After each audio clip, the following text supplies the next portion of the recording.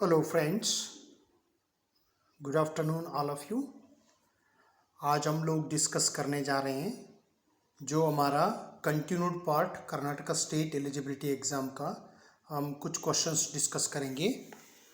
उसमें खास करके हम लोगों ने कुछ क्वेश्चंस जैसे पिछले हम लोग शायद हम लोग 20-21 क्वेश्चंस हमने डिस्कस किए थे, तो आज हम लोग कुछ डिस्कस करेंगे।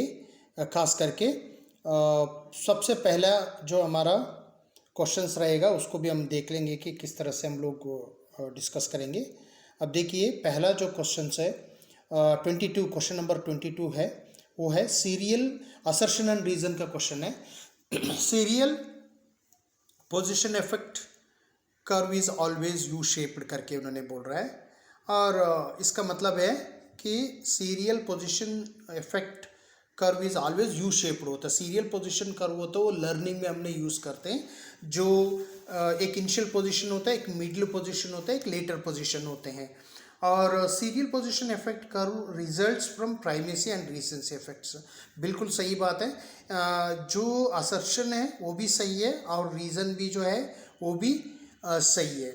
तो इसका मतलब ये है कि सीरियल पोजीशन इफेक्ट कर्व होता है वो फ्रॉम प्राइमेसी एंड रीसेंसी इफेक्ट होता है। प्राइमेसी इफेक्ट का मतलब होता है जो हमने पहले जो सुना वो होता है, जो भी कुछ वर्ड्स हम पहले लर्न किया होता है उसका जो इफेक्ट होता है वो हमको आगे का लर्निंग में असर पड़ता है। और रीसेंसी इफेक्ट होता है वो बिल्कुल रिसेंटली हमने अगर कुछ पढ़ा हुआ है तो उसका जो असर पड़ता है। तो दोनों का जो है जो मीनिंग सही है, और इसका ऑप्शन जो होगा हमारा ये हो सकता है। इसका ऑप्शन फ्रेंड्स, इसका जो आंसर होगा इसका ये हो सकता है आंसर। ठीक है, तो हम लोग अभी दूसरा में चलेंगे।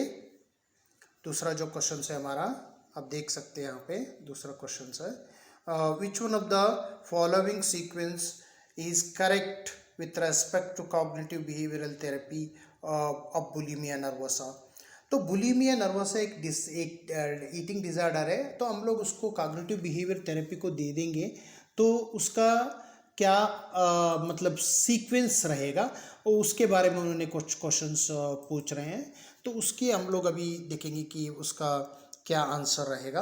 देखिए, उन्होंने सीक्वेंस दे रखा है, तो सीक्वेंस में हमने पहला इसका किस तरह से हम लोग इसका आंसर हो सकता है, पहला क्या जो है हमारा किस तरह से हम इसको आंसर को ढूंढें। तो इसमें उन्होंने क्या बोला है, dieting to feel better about self, food intake is restricted to severely.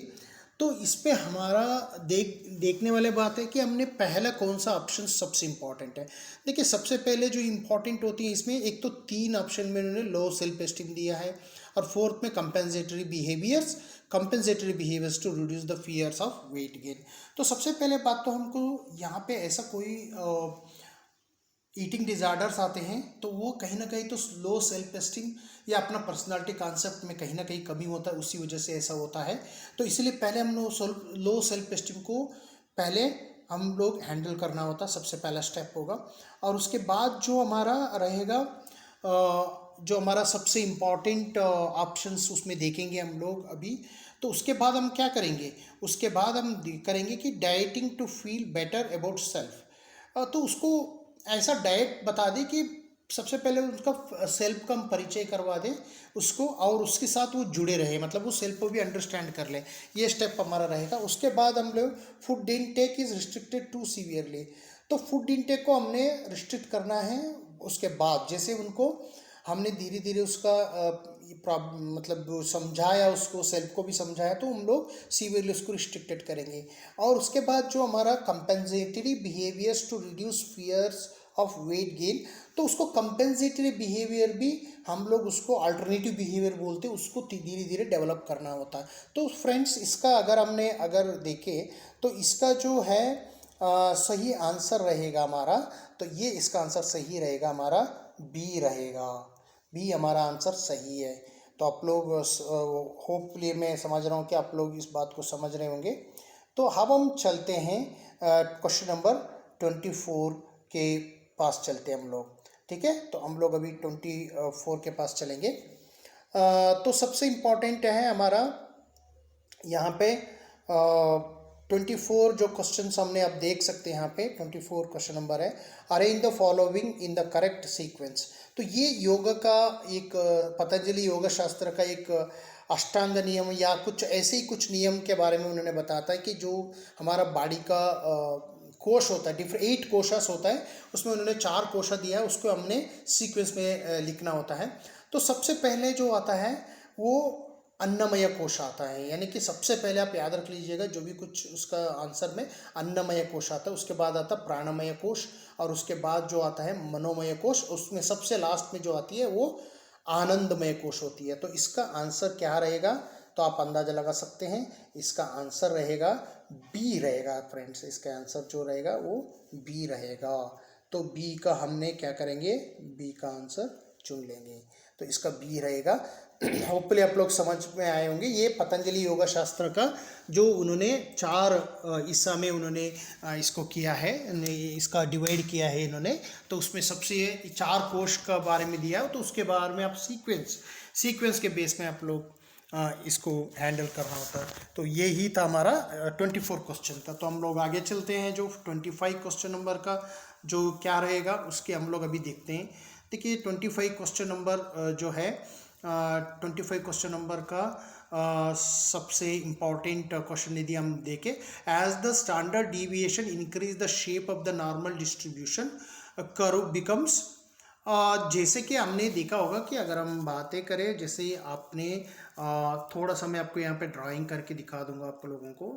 ऐसा होता है जैसे आप लोग ऐसे ही हमारा जो ये हो जाती है, यानी कि नॉर्मल डिस्ट्रीब्यूशन होता है, उसमें हमने ऐसे लाइन खींच लेंगे, मान के चलिए ये मीन है, ये जो पार्ट्स होते हैं इसको हमने बोलते हैं स्टैंडर्ड डिविएशन।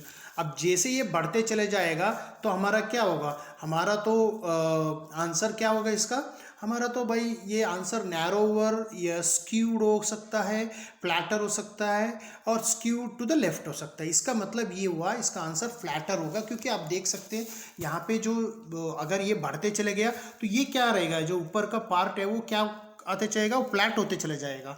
तो इसके लिए इसका जो आंसर है फ्लैटर एक सही आंसर है। 25 का जो सेक्शन है जो सबसे इंपॉर्टेंट है, सी आंसर इसका सही है, जो फ्लैटर में दिख रखा है। ठीक है, तो हम लोग आगे चलते हैं। इसका आई होप आप लोग को ये समझ में आए होंगे। तो हम लोग आगे बढ़ते हैं, कैसे कैसे इसका आगे हम लोग आगे बढ़ेंगे इस चीज़ के लिए लेके। तो 27 क्वेश्चन नंबर है, 27 क्वेश्चन आप देख सकते हैं यहाँ पे। 27 क्वेश्चन जो है आपका सबसे इम्पॉर्टेंट हम लोग अगर बात करें तो which one of the following is considered as a primary goal of Indian psychology. Indian psychology का प्राइमरी गोल क्या है, तो सबसे पहले principle applicable to larger section of the people ऐसा दिख रहा है, लेकिन हम आगे ऑप्शंस को भी पढ़ेंगे। साउंड फिलोसॉफिकल बेस है, साउंड फिलोसॉफिकल बेस होना चाहिए। ये भी इतना ठीक नहीं लग रहा है, मतलब ऑप्शन शूट नहीं हो रहा है। और to facilitate normal to become ideal, normal to ideal एक व्यक्ति बनने के लिए कर रहे हैं। और D is to attain moksha. तो अटेन मोक्षा तो हमारा इतना नहीं है, सिर्फ इतना वो छोटा सा ऑब्जेक्टिव हो जाएगा। हमारा हायर ऑब्जेक्टिव अगर हम समझ लें तो वो है टू फैसिलिटेट, एक आम इंसान को एक आइडियल बनाना है, एक आदर्श व्यक्ति बनाने की हम लोग कोशिश करते हैं। ये हमारा फिलॉसफी का सबसे बड़ा फंडा है। तो हम लोग अभी क्या करेंगे, इसको हमारा जो आंसर रहेगा क्या रहेगा, हमारा सबसे आंसर रहेगा जो है C1 रहेगा, हमारा C का ऑप्शन रहेगा। तो ये अपना हम लोग अभी डिस्कस किया, कम से कम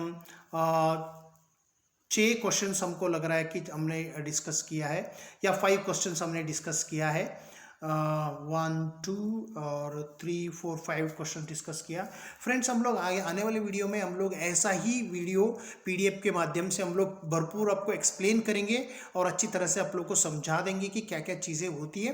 तो आप लोग मेरा वीडियो के लिए आप अगर नया है तो आप प्लीज़ सब्सक्राइब कर लीजिएगा, और फ्रेंड के साथ आप इस चीज़ को शेयर कर सकते हैं ताकि उनका एग्ज़ाम भी अगर ठीक ठाक से चले। तो थैंक यू सो मच। आप लोग please don't forget to subscribe my channel अगर आप लोग को ये फ़ायदेमंद हो रहा है। थैंक यू सो मच आप लोगों के लिए। फिर आगे का वेट करते रहिएगा, हम लोग इसी में बहुत कुछ बना देंगे, बहुत कुछ हम अभी इसकी वीडियोस बनते चले जाएगा। तो आप लोगों में मैं ये कर रहा हूँ। तो आप लोग जो भी कुछ है इसका बनाते रहिएगा, ठीक है। तो हम लोग अभी एंड कर देंगे इसकी वीडियो को।